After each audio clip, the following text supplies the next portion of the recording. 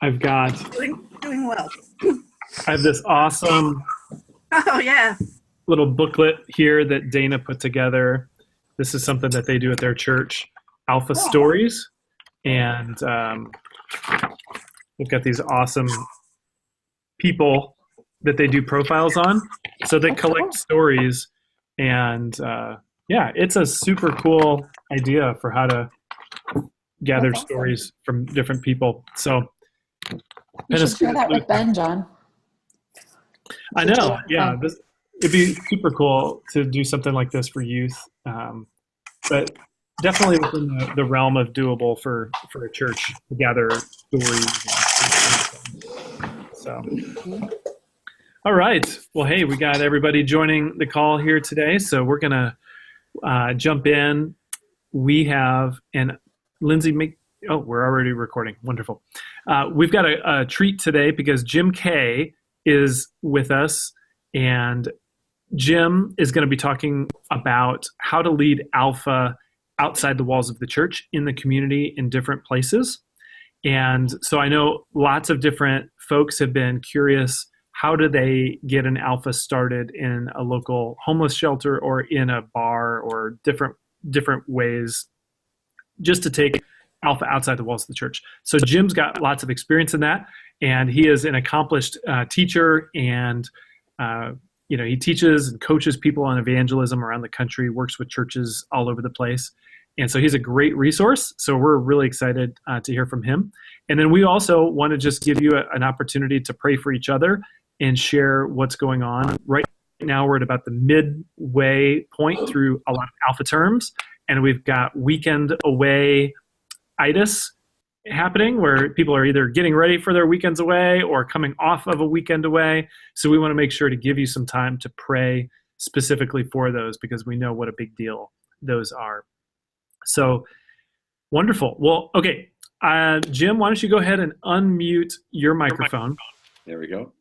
And I want to give you guys all the opportunity to ask questions. So if you think of a question that you'd love to ask Jym around this idea of leading a missional Alpha, definitely you can either add it to the chat window or you can hold on to it. We're going to give you a chance to ask some questions.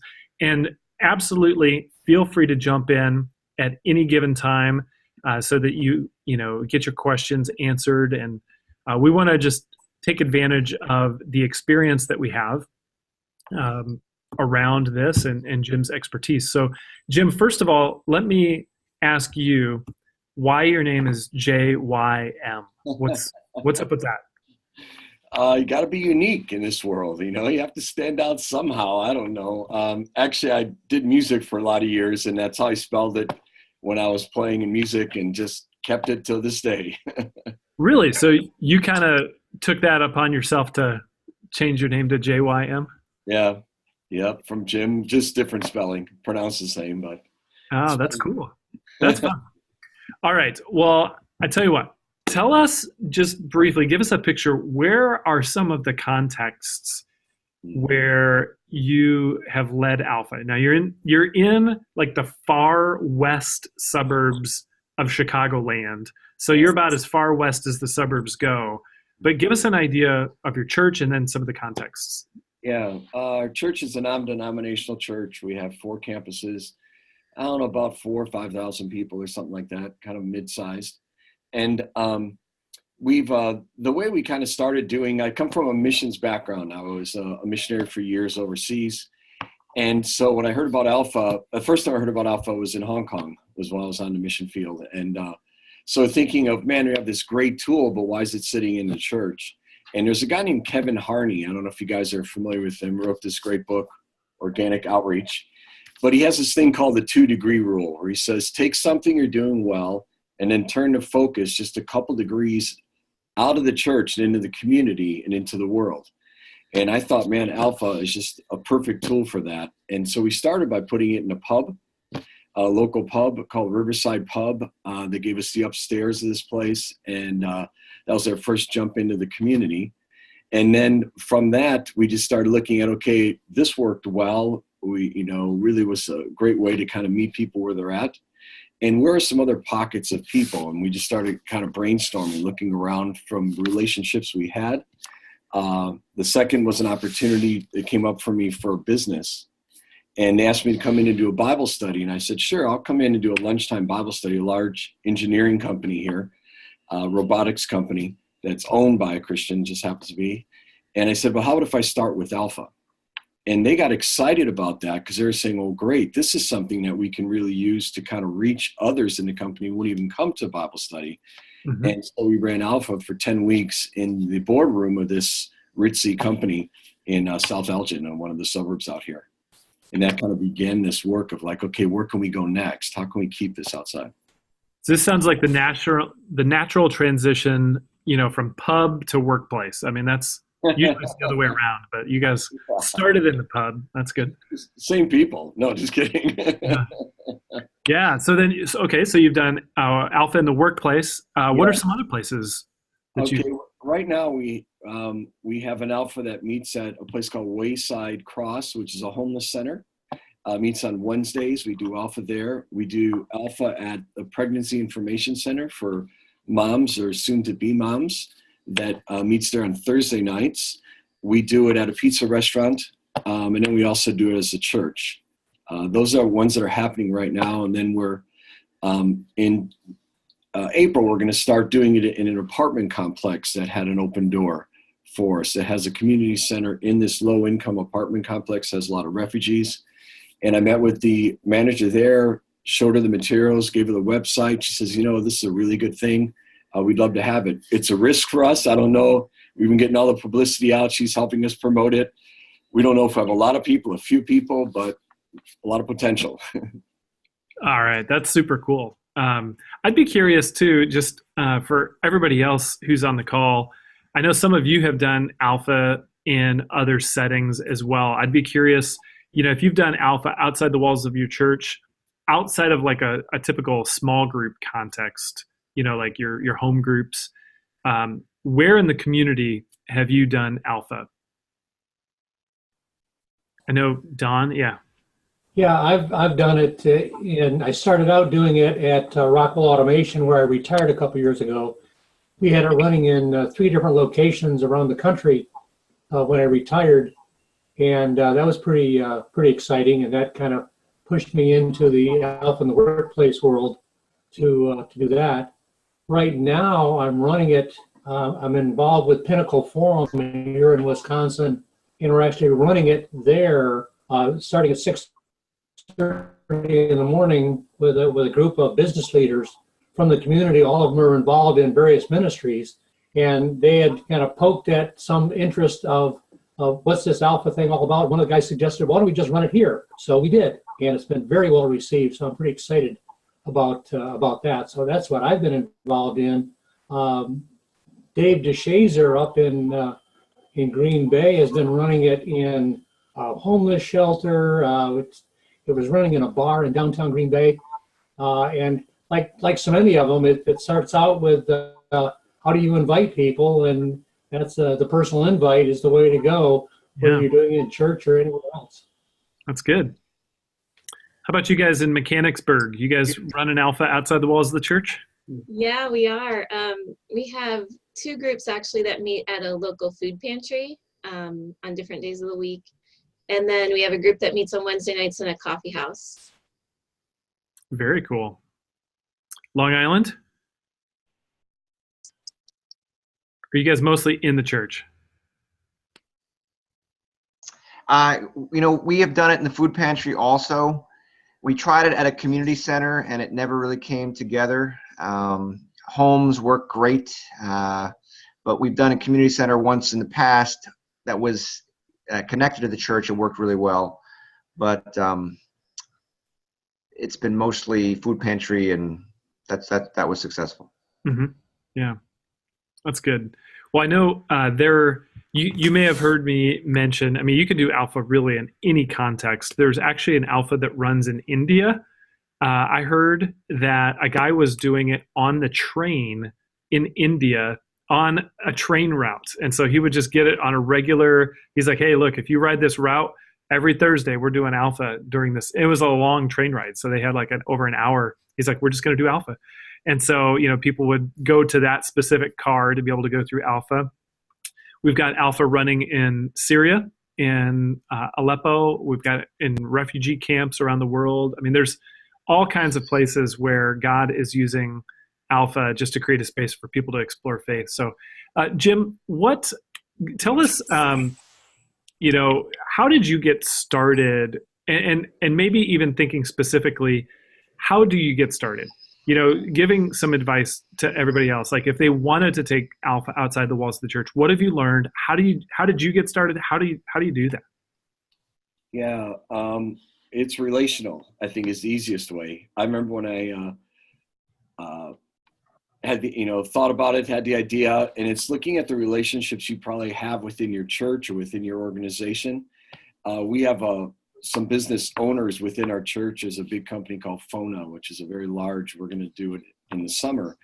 And the owner's a Christian. And it's finding those people who are saying, I have a strong faith. I have a company. I'd like to do something. I can't do it probably myself, but I can facilitate you coming in. And so I was working through the relationships. This Batavia apartment started, a couple of years ago when we were doing an outreach in this apartment complex, and it's since changed managers and to the manager now. And so we already had a relationship. They liked the church because of what we did for these summer outreaches for the kids.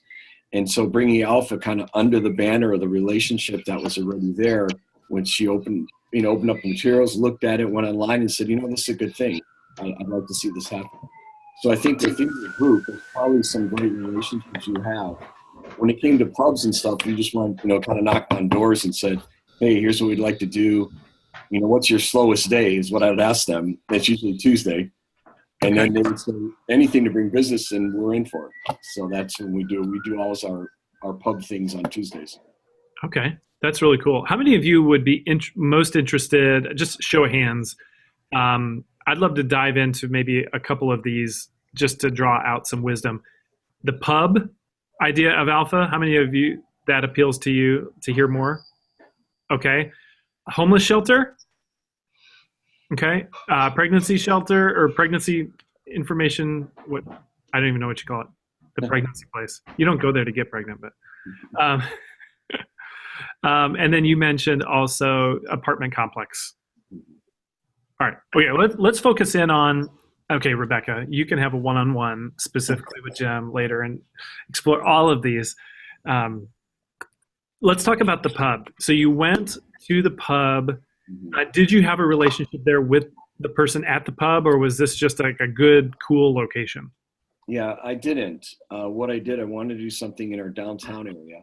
And so I just went door to door and started talking to people and said, I'm with, our church, and we'd like to have an event. Lydia, you can't watch right now. That would be 10 weeks in a row. And, looking at it from a business side, and here's our budget and what we can afford.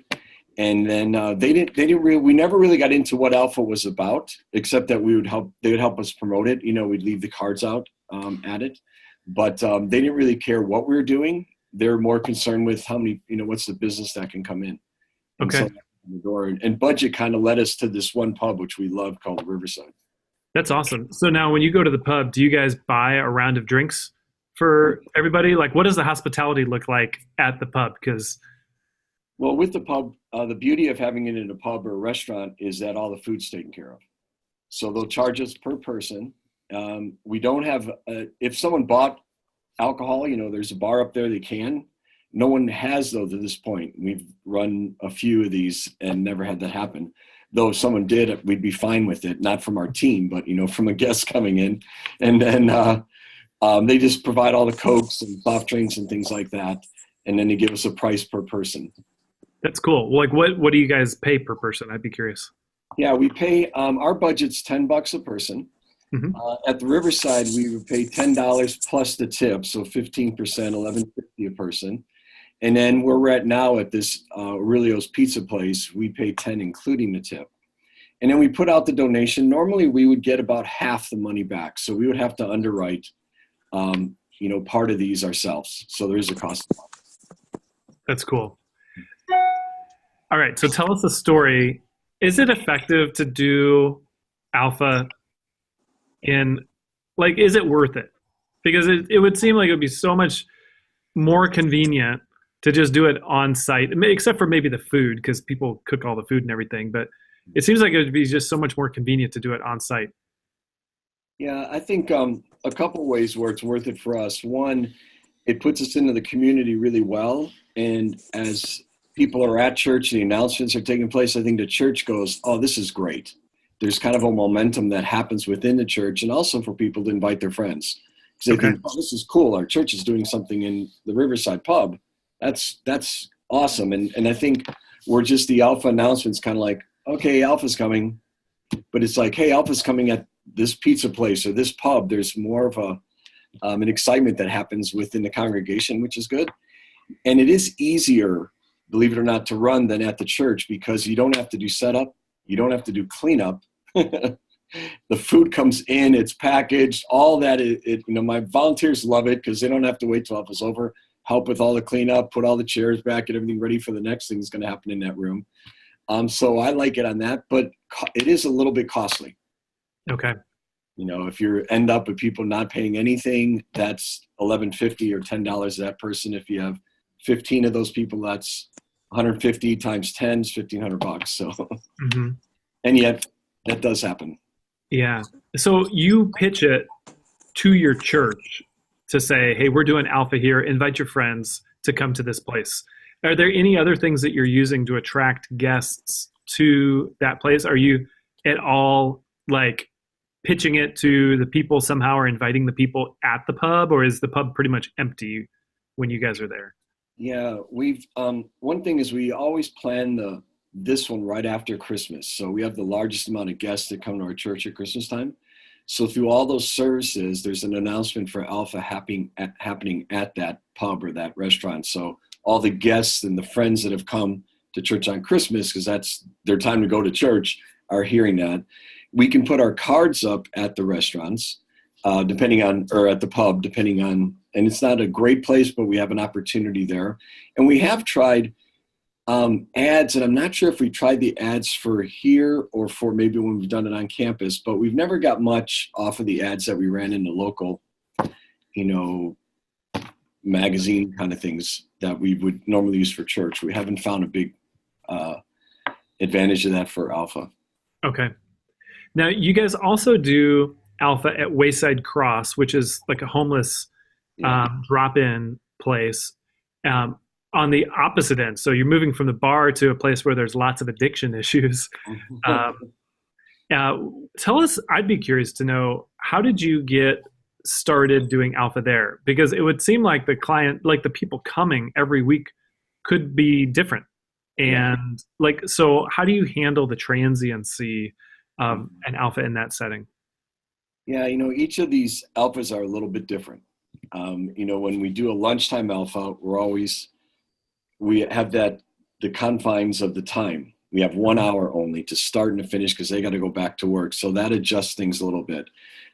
With the homeless shelter or with the homeless center, we have a core group of people. Usually there's around 15 or so people that come. Sometimes we have a few more. There's a core group of people who are there for the whole 10 weeks. And then we have people who just kind of drop in.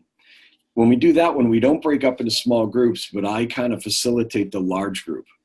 Because I think since we have people that are there because they're just sitting there and not necessarily want to be a part, I think they'd feel a little awkward in a small group, like, okay, move to this table here. Mm-hmm. But I facilitated more from the front and found that goes really well. There's a lot of communication in that community that people have where they're not intimidated to talk between themselves, to answer questions or bring up points. Interesting. So how many people then are a part of that evening or a part of that session? Yeah, that's a daytime. Usually around 15. I don't do food. So we have it 1 hour, from start to finish. So we move right into the joke, which is always a huge hit at the shelter. And then we do all the rest, play the video and do discussions. And that takes us up to about an hour. And right after that, actually, they have lunch provided by the Wayside Cross, by the shelter. Okay. Oh, that's a good way to do it, to let them provide the food. So do you use the Alpha film series? Yes. And it is so engaging. It's amazing, guys, because we have people who just come in and they're in the room. They don't necessarily want to be a part of Alpha. They don't want to hear another Bible talk. And yet the video has done extremely well to engage these folks where they enjoy sitting in, even if they have no interest in the topic, but the video's been really good. Okay, so tell us a story. Who's somebody who's been impacted at the homeless shelter, and somebody who's been impacted, maybe unexpectedly from you guys doing Alpha in the pub? Yeah, well, 2 weeks ago, I'll talk about the pregnancy center first, because just 2 weeks ago, it's really neat. There's probably this center, they have different classes that they offer within this center for girls who either are pregnant or just had their babies. And so one of our gals who volunteers there said, hey, can we do Alpha as a class like you would for mothering, mother issues and things like that.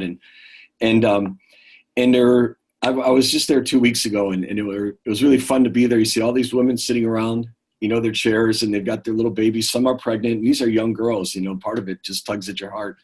And then the other ones already had their babies, but they're in there because they're there for the classes and things. And two of the girls, when Nikki talked about having a relationship with Christ and, how you can do it, the 3 steps, and 2 girls right there said, we want to have a relationship with Jesus. So our leader was able to follow them up and move forward with them. And that was right before we had our weekend and different things. And then, at the pubs, we've had all kind of different stories of people, who've come through that and come to Christ, through that. But one of the beauties, and it's kind of a side issue, is the opportunity we have to build relationship with the people who work in the pubs. And that's an opportunity for the church to become very real to these people. They've heard of our church, they've driven by it, some people have been there. But because you're there 10 weeks, usually, I'll kick everything off, get everyone in groups. I've got my group leaders, and then I'll take that time to personally build a relationship with the people who work there, our waitress or whatever, and share the gospel with them. And those have always been really neat opportunities. So we haven't seen anybody come to Christ yet, but it's given us that door and a credibility within the community of, hey, these guys really care and they're very real. That's exciting. That's good. Well, let me open it up. What kinds of questions do you guys have about running Alpha out in the community? How to get started? What does your team look like? I don't know. Anybody have any questions? All right, I got one, John. Jump in. Hey, so Jen is our Connect person here. She was on the call a moment ago. And she's got a heart for running Alpha in pubs. And she wanted to know, do they do a different room for every pub? Like, do they have a separate room, like a banquet room they run it in? Or is it like when you approach the owner? Because we have a few restaurant owners in our church. When we approach them with this, do we say, hey, we want to run it in a private room? Do you want to run it like wherever you want to give us the best access and space to the public? Where do they typically run it at? Yeah, I think for us, when we do it at Riverside, we have the upstairs. Occasionally they'll have people come up, but pretty much that upstairs on Tuesday is empty, but it has its own bar. It has its own, it's not like a side room where it doesn't look at all like the rest of the restaurant. It's just the upstairs part of the pub. At the pizza place we're at now, we're in a side room, but it's all glass. I don't want to be in a room where nobody can see us. I want to try and find a happy ground in between. And we're fortunate at the pizza place we have now, our buffet, our food is actually in the dining room with everyone else. And then we have a side room where there's glass where people can see the video from sitting in their booth, actually. They probably couldn't hear it as well because they're not in the room. So that'd be my only concern if you're in the side room, if you're just totally separate. Good question. That's great. Rebecca, you had a question, I think. Yes, I'm wondering, between all the contexts that you've already shared, what does the weekend or day away look like on each one? Yeah, that's a really good question. Everyone's a little bit different. We at the homeless shelter, I don't have any time away. I don't have a way to pick the guys up, bring them back and forth and do all that. So we run through the Holy Spirit talks within the Alpha at the shelter. So normally I actually put them all, edit them more together. And I've been able to, instead of having each one at 30 minutes, maybe take like 20 minutes of each one and do it in one time. For the pregnancy center, we invited them to be a part of the Alpha that are the current one at the pizza place. We had our day away just last weekend. And so we threw that invitation out to those folks to say, come and be a part. And I think two of the girls came, one with her husband. And so we try and we don't have a separate, at least this point, we haven't ever done just a separate time away. When I did it at the business, we actually included those weeks into the lunch hour. That's good. Yeah, Don, I'd be curious too. I mean, you've done a lot of workplace alphas. Yeah. How does that work? How does the weekend work with workplace alpha? Well, every time all except one time that we've done it, we've just extended the program because they're going to, whether it's 10 weeks or 13 weeks, doesn't really matter. So we take the talks for the weekend and do it over 2 or 3 weeks. One time, actually the first time that I did it at Rockwell, we had a situation in the summer where if you had your 40 hours in by noon on Friday, you could take the rest of the day off. So we basically did our day away Friday afternoon, and we had lunch together and spent the entire afternoon together, and that was the most successful time that we had. So it's the best way to do it, but when you got people driving 25 miles in multiple directions, getting them together on the weekend, I got a huge no that nobody would show up. So I made the decision to just do it that way. And it worked. It's better to do the whole thing the way that they tell you to do it, but it's better than nothing. Yeah. Well, I think it's so helpful to hear that because, we can get so locked into like recipe language when we talk about alpha that we mistake methodology and principles. And maybe you've heard the saying before, methods are many, principles are few. Methods change often, principles never do. And with alpha, when we talk about best practices, I really think that the best practices are principles. There's lots of different methodologies that you can use to get the best practices done. So prayer, principle. There's loads of ways that you can pray. Hospitality, principle. You could take hospitality in lots of different ways. Using the alpha talks. Again, we've got different methodologies for how that works. Alpha film series, Nikki, the youth series, do them live, do a combination.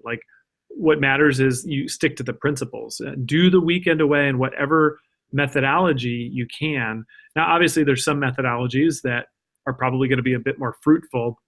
But again, I just want to stress with all of you, it's the principles really that we want to lean in on when we talk about the best practices. So training, keeping it evangelistically focused, all of those things, listening leaders. And John, one thing I wanted to just toss in there too that's helpful for us is if you're able to run one on, we run alphas at the same time. So we can run one on campus and then one at the pregnancy center and then mix the two together for the retreat. And after Easter, we'll have one at the apartment complex and one on campus and do one retreat that will involve the people from the off-campus one. And that way, if you don't have a large crowd, you can still do a good retreat because you've still got the one going on at the church that will have people. And then if only a few show up from here, it works out really well. That's good. Other questions? I wrote down a bunch of questions, but I want to make sure you guys get a chance to ask. So go ahead, Aaron. Okay. So when it comes to workplace alphas, I heard this, you extend it. Yeah. So if you can only do an hour, how much is it primarily the video and then the rest is just discussion? There's no lunch. Do you tell everyone to bring food with you? How does hospitality work in a workplace kind of setting? Yeah, I think for us, we would start eating right when we start the video. So as the guys come in, video's on, food is there at the same time. The company actually provides the food for the lunch, which is great. And then they eat through that first half hour or so. And the talk time is shortened at the end at about 20 minutes, but we still broke up into two groups. It's an interesting dynamic, though, when you have a CFO or a CEO with a warehouse worker in the same group. Let me tell you, because how much do they share when they know their boss is there? How much does the boss want to share when one of the lower, ranking workers is there? And so we had it all together, but maybe in the future we'd want to split those up. I don't know. How do you like to run that, Don? Hospitality and those kinds of things? We had kind of a mixed bag in the Rockwell situation. Things were fairly loose, and some people ate before they came. Some people brought their lunch, but we typically didn't have a separate time for hospitality. Trying to leave a half hour for talk. The new talks have been so much better than what we were doing before we got the new talks. So that's been a dramatic improvement. The one piece that I tried to do and recommended for others is that because you missed that hospitality piece, maybe one of the things you could do is on another day get together for just lunch and get to know one another and talk about stuff other than the Jesus stuff at that time. It's okay to talk about football and the weather and whatever and get to know each other at a different level. I think that would be helpful, and I think that's why our weekend away worked so well, is we actually we actually got people together to have a meal together and just chat, because you know each other in a business setting. You know people for 20 years, but it's a nodding relationship, and the only thing you typically talk about, particularly the guys, is work. You don't talk about much else. You might talk about the Packers, but beyond that, nothing else. We don't talk about the Packers down here in Chicago. Well, that's too bad. It's too sore of an issue. All right. We don't even talk about the Beating up Bears on either. us. Yeah, I think here's one question I love in advance. Like if you're going to do, an alpha or a gathering in any other scenario, or even with like neighbors that haven't been, over in a setting to be able to have conversations. There's one question that I love. If you're just going to do a dinner gathering, that could be a really interesting prompt. While everyone's eating, be like, hey, I got a question for everybody. Love to hear what you guys think. If you were going to take a risk to make the world a better place or yourself a better person, what's one risk that you'd be willing to take? And it's so open of a question, but it really has the ability to probe down for people to be a little bit vulnerable. And if you can have somebody who go first that they've thought about it, they're like, well, I think I need to talk to my dad. I haven't talked to him in 10 years. Somebody's like, oh my gosh, all of a sudden you get to a level of like meaningful conversation where people, in that dinner party can be like, wow, this was really fun. And then you can almost follow up and be like, yeah, wouldn't it be cool if we could get together and have conversations around things of life, the bigger issues of life, and just get to know each other more. And so even in a workplace, you could launch, with just a lunch, throw out a question like that. And it would be a great way just to create an environment where people would be like, oh, okay, yeah, this is comfortable. I like these folks. Yeah, I'd be open to actually exploring something spiritual. So that to me aligns with the neighboring book and the talk that we heard in Phoenix. It's just get to know your neighbors. Get to know, and your neighbors includes the guy at the next desk, because you don't know them typically. Yeah, absolutely. Rebecca just posted a question in the chat, and Don, I'll pose this to you because you were the one who mentioned it. How many weeks in would you go before you suggested maybe just a lunch day where you could just kind of get to know each other? Because it might be kind of weird to do that week 1 or 2. Actually, I don't think it would be weird the first week, but you could do it at any time. And I'd recommend doing it as often as you could, and maybe incorporate it. Again, I've never done it, so I don't have experience in actually pulling this off, but it always seemed like a good idea. That when you will say you're doing Alpha on Wednesdays, on Thursday, anybody that can make it, we're just going to get together over in this table or over in this area of the cafeteria, and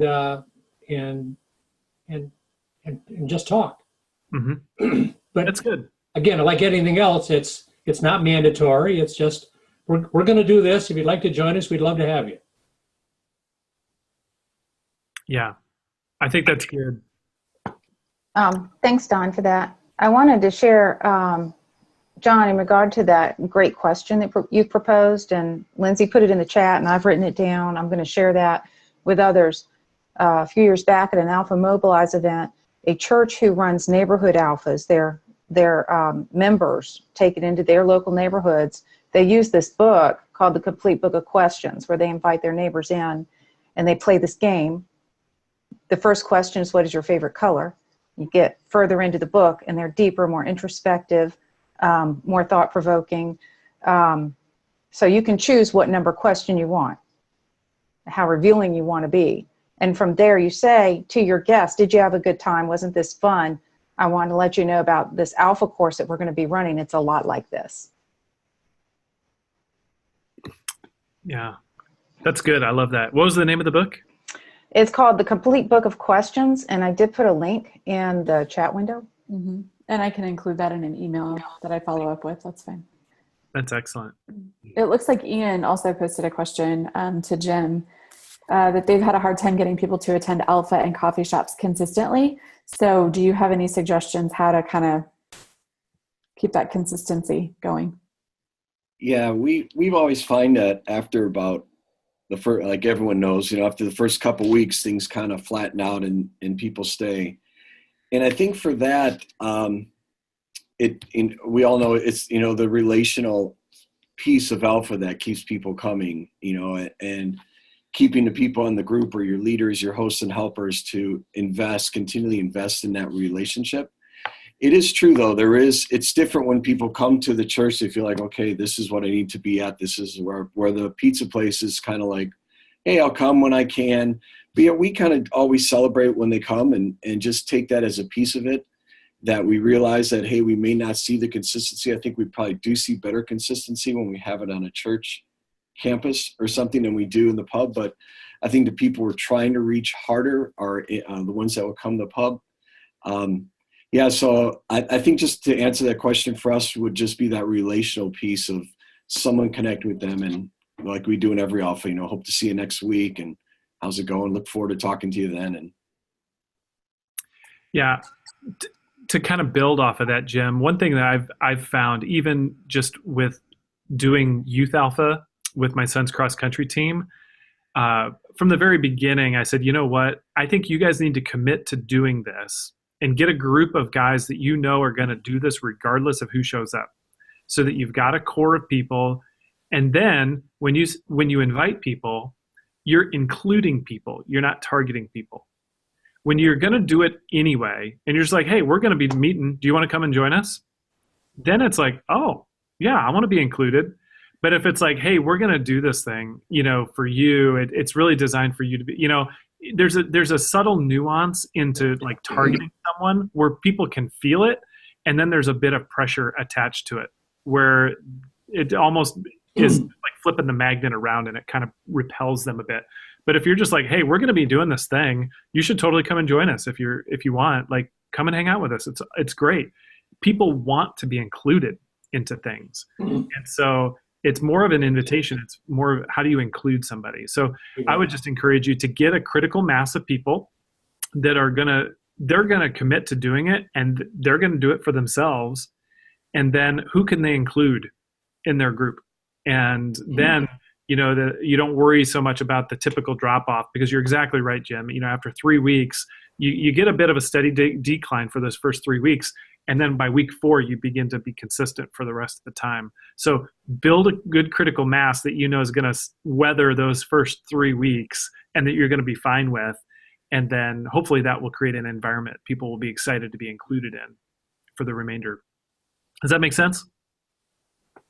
Yeah, that's good, John. I think you hit it. Relationships are where it's at. And when I'm training new leaders and new people that are even thinking about doing alpha, I said, the objective is not to convert people. That's God's job. Your objective for week 1 is to make them comfortable enough to come back week 2. And that's it. Don't put any more pressure on yourself than make them comfortable. Make them want to come back. Yeah. That's it. And pray, pray, pray. Hey, Jym, I'd be curious, what, in terms of the team of people, who are you looking for to pull these alphas off in these different contexts? Who do you need on your team? Yeah. Well, when we do business, I look for someone who can relate in the business world. I think that one's been important for me. where either someone who understands corporate life or came from that background, but someone that's relatable to someone who's wearing a collared shirt and a button down rather than just a t-shirt that says the Packers or what. And then for the pub, I've seen God use everyone, really. The way one of my first volunteers, one of my first hosts at the pub was the guy that came up to me and says, "Hey, I'm part of this group where we do craft beers. We try all these craft beers. I want to do Alpha one day in this group." And I was like, boy, I need to talk with this guy. And he became one of my leaders, but he totally understood the culture really well. Because you'll find, though, like with any Alpha, and I want to mention this too, that we get people who come to the Alpha in the pub who are solid, strong Christians sitting in your church and just looking at, "I've never been to a pub. I'm going to that church thing at the pub." I'd love to say that everyone who shows at the pub is wild and crazy and partier, but we get some of the real refined Christians. I don't know why, but they show up at the pub. So I found that a variety of leadership has worked really well for me in that kind of off-campus situation, because you never know who's going to be there. Okay, so how many, what roles do you need to fill? Like, what does the team dynamic look like? More so than just like the type of person, are there specific, like, do you give like, "Hey, I need you to coordinate this, I need you to coordinate this"? Do you give out different roles, or is the size of the group pretty well, maintained mostly by one or two people? Yeah, I always invite more leaders than I need at the pub because we really don't know who's coming. We don't expect people to sign up online if they've got a card from a friend to show up at a pub. And so we don't know until that night. So I've got extra leaders who are just kind of in waiting and saying, "Guys, I may need you this time. I may not need you. We have no idea." And it's interesting too, because we don't know you don't want to set up too many tables in the pub because you're kind of rearranging their space.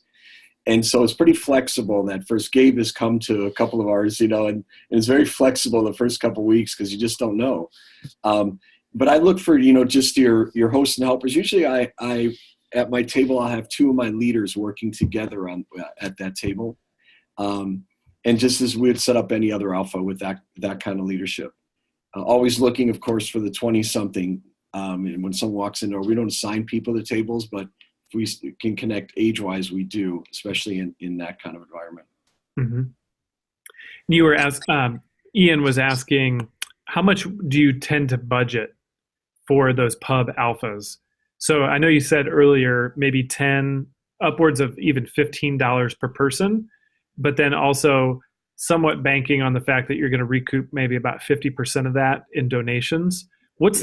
So like, if you're creating your yearly budget, like what do you put in for that pub Alpha? Yeah, right now we do 3 main Alphas, outside of all the side kind of things, 2 on campus, 1 off campus, 1 in the pub. Next year, we'd like to do 2 in the pub, but the cost of that, if you say have 20 people in your Alpha or 25 people times 10, that's $250 a week, $2,500. If you get half of that, you're going to need to put in about $1,500. This last one that we had at the pizza, about a third. And so my talk with the church here now is that we need to budget that we're going to pay for everything. That the next Alpha we do in the pub is going to cost us $10 a person times 20 people or 30 people, that it's going to be a $2,000, $3,000 Alpha, which is a lot for us. But this time we were budgeting at half and we only got in about a third.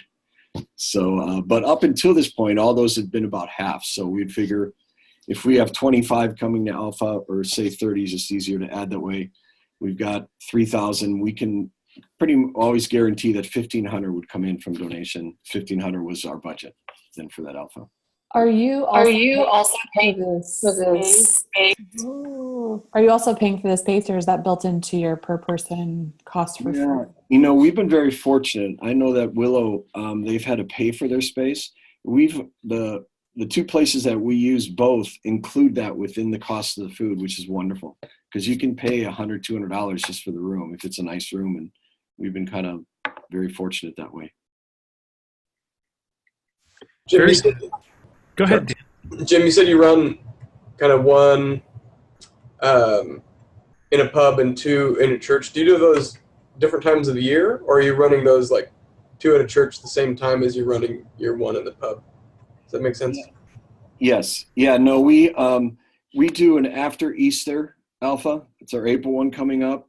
We do an after Christmas Alpha, and then we do a September Alpha. As far as mainstay alphas, when it comes to a business or a apartment thing, as those come up, we just try and accommodate those because God just kind of brings those opportunities. But as far as like what's on the calendar, our basic alphas are 3 times a year, and we've been doing the Christmas one after Christmas at the pub because we have the largest opportunity that in Easter to let people know about it.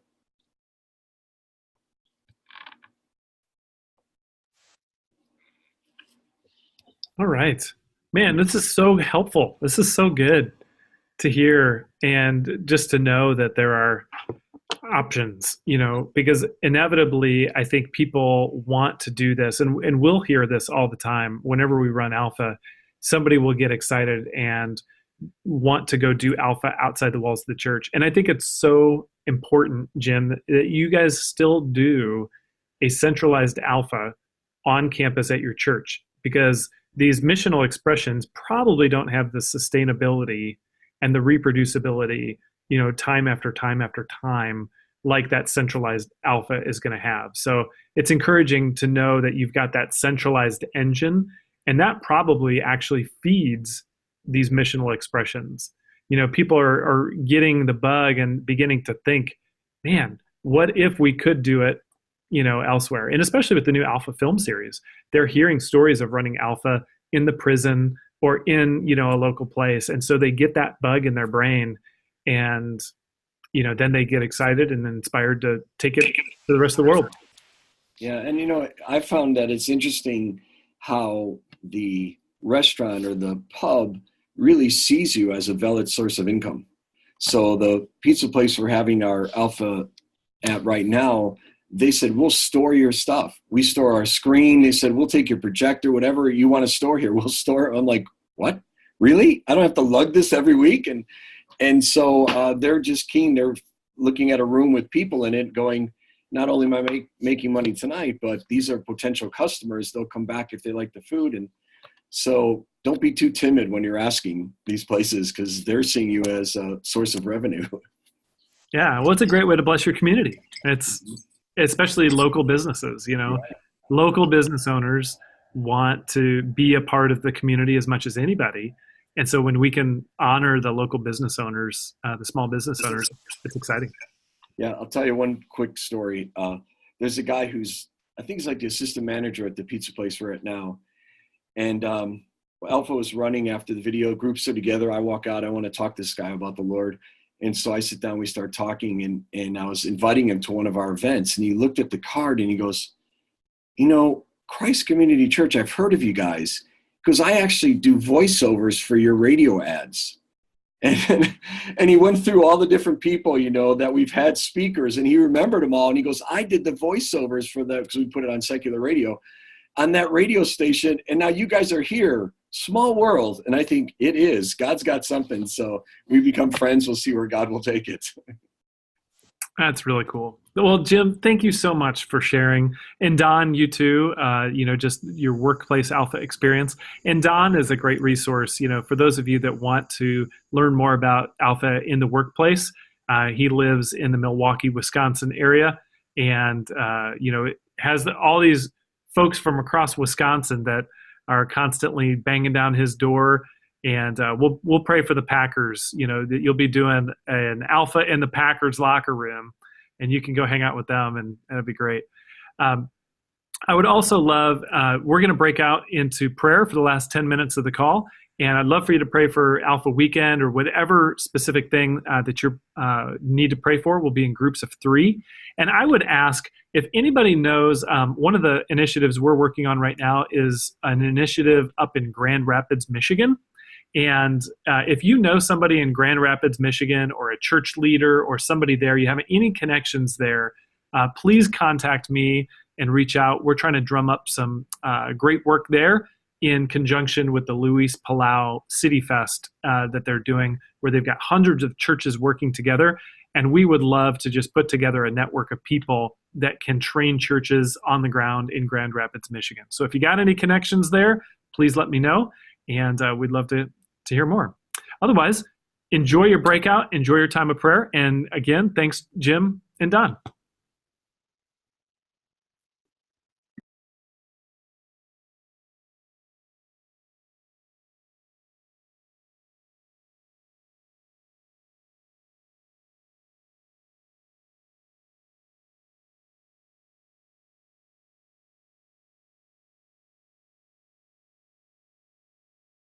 I had a feeling that might happen.